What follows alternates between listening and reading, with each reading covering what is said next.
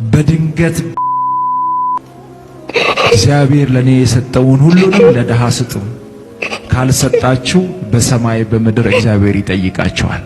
በትላንትናው ዕለት የብዙዎችን ትኩረት የሳበው እና በተለያዩ ሶሻል ሚዲያዎች ላይ በስፋት ሲዘዋወር የነበረው የተወዳጁ ማስተር አብነት ከበደ የጤንነት ሁኔታን በተመለከተ በተለይ ደግሞ አንድ ፎቶ በማህበራዊ ሚዲያ ላይ ማለትም ይህ በምስል ላይ የምትመለከቱት ፎቶ መሰራጨቱን ተከትሎ እጅጉኑ ብዙ ሰዎች ሐሳብ ሲያነሱበት ነበረ።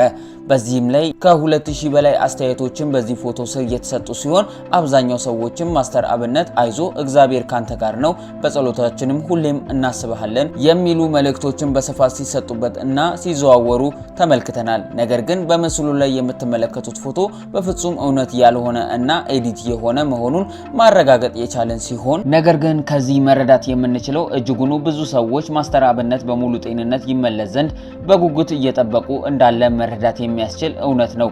ነገር ግን እንደነዚህ አይነት ሐሰተኛ ፎቶዎችን እየለቀቁ የግለሰቡን ነገሮች በማህበራዊ ሚዲያ ላይ ማጋራት ፍጹም ትክክል ያልሆነ እና ይሄ ከኛ ኢትዮጵያውያን የማይጠበቅ እንደሆነ ሁላችንም ልንገነዘብ ይገባል። ታዲያ ብዙዎች አሁን ላይ የማስተር አብነት አሁን ያለበትን ሁኔታ ለማወቅ እጅጉኑ እንደጓጉ ስለተገነዘብን እኛም ከአንዳንድ እውነተኛ መረጃ ከሚያጋሩ ያገኘናቸውን ልናጋራችሁ ወደድን። እናንተም ቪዲዮውን ላይክ በማድረግ ይከታተሉን። ማስተር አብነት ህክምናውን ከሀገር ውጪ ማድረግ ከጀመረ ቀናት የተቆጠሩ ሲሆን የመጀመሪያ ሰርጀሪውን በሰላም አጠናቆ በተለያዩ ማህበራዊ ገጽ ላይም ይህንን መረጃ መሰራጨቱን የሚታወስ ነበረ። እኛም ይህንን መረጃ ባጋራንበት ቪዲዮ ላይ ብዙ ሰዎችም የማስተር አብነት መዳን እንደሚመኙ እና ቀጣይ ያለበትን ሁኔታም እንደሚጠብቁ የተመለከትንበት ነበረ። ታዲያ የመጀመሪያውን ሰርጀሪ በሰላም አጠናቆ ካለበት ከባድ ሁኔታ በማገገም የሚገኝ ሲሆን ቀጣይ ህክምናዎቹ እንደሚጠብቁትም ታውቋል። ታዲያ በታይላንድ በህክምና ላይ የሚገኘው ወንድማችን ማስተር አብነት ጥንቃቄ በተሞላ ህክምናውን እየተከታተለ ሲሆን ሁላችሁም እንደምታውቁት ይህ ደግና ሩሩ የሆነ ወጣት በዚህ ጊዜ የሚያስፈልገው ወደ እግዚአብሔር የሚማልድለት እና ከጎኑ እንደሆንን እንዲሰማው ማድረግ እንደሆነ ልንገልጽላችሁ እንወዳለን። ታዲያ በዛሬው ቪዲዮ ልንነግራችሁ የወደድነው ከሐሰተኛ መረጃ ራሳችሁን እየጠበቃችሁ እና አሁን ላይ ከማስተር አብነት ምንም አይነት መረጃ የተሰማ ነገር እንደሌለ ልናሳውቃችሁ ወደድን።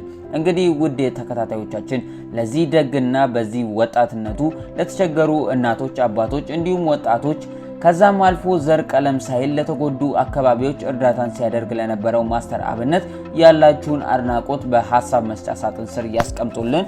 እንግዲህ ውድ የፋሪስ ሚዲያ ቤተሰቦች ለዛሬ ያዝንላችሁ ይህንን ይመስል ነበረ።